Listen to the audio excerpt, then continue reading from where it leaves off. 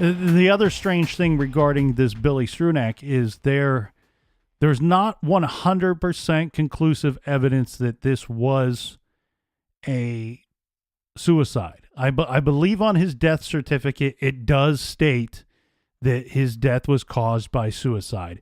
However, when he was receiving medical attention for poisoning himself, let's say, Right.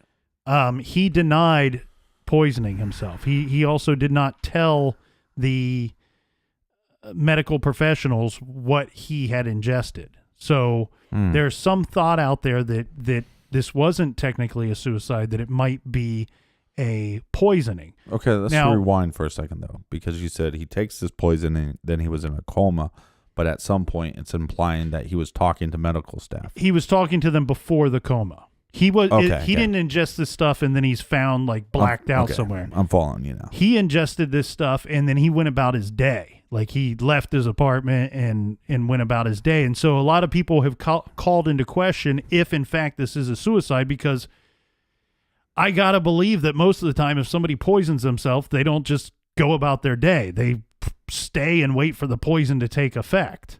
Yeah. Yeah. So And he's saying that he wasn't poisoned.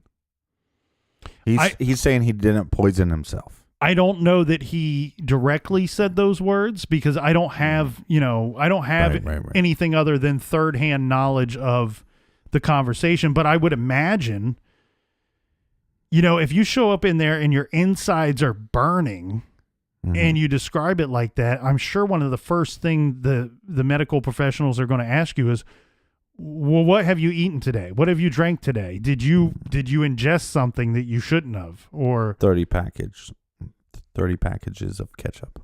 But you know what I mean? And so in a way you can say that's a denial.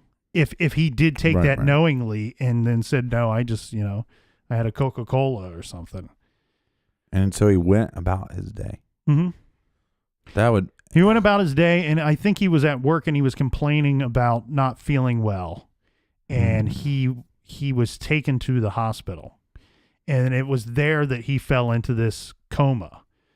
And he eventually died. It was about 2 days after. It's weird, though, because a couple thoughts on that. One is, did he ingest this stuff and did it hurt? Did it not do what he thought it would do right away?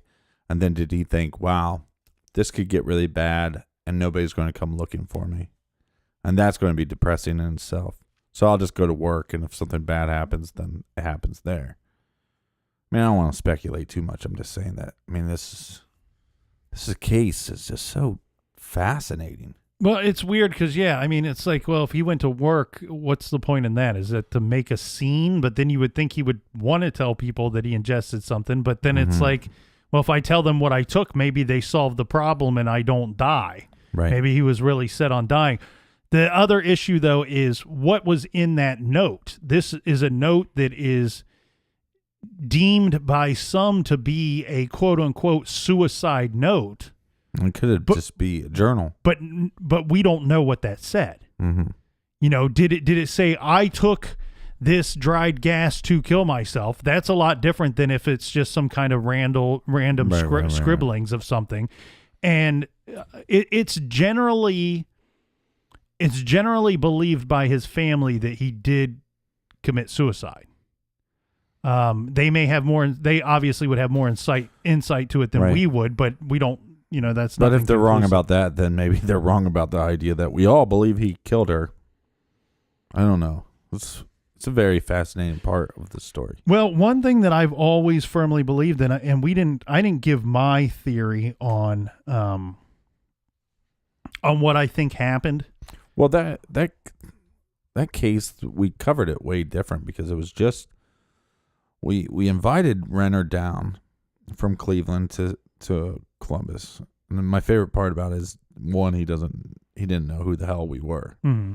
And the fact that he would drive 2.5 hours on a whim, basically, and he didn't know if he's showing up to some dude's house or what. And we even told him, like, it's a professional studio. Like, we were super amateur at that point. Right. And so our thought was, like, let's not invite him to the garage. It's kind of smelly and It kind Well, of has it's a little also bit of a a beer piss smell, you know. Well, I don't know about that, but it's also a comfort piss. level. It's also a comfort level. Right. Okay, so like when I went up to and I think the best way to describe this Amy Mihalovic project, I think what I can say is that I'm helping them with the project, and it's been an ongoing thing that's been phone calls and things like that. But You're recording all the audio.